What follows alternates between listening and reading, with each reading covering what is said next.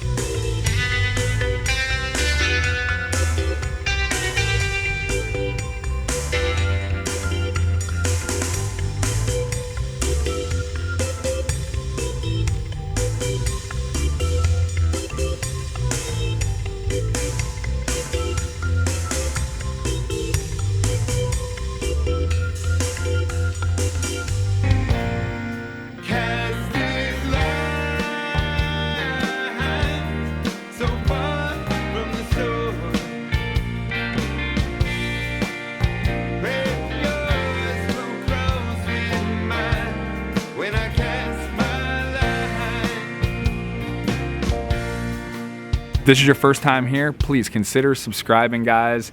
This job don't pay a lot. It don't even pay a minimum wage. Those subs, those thumbs up will definitely help it go. And it's really just a passion project. So stroke my ego and give me a little something to come back for the next one.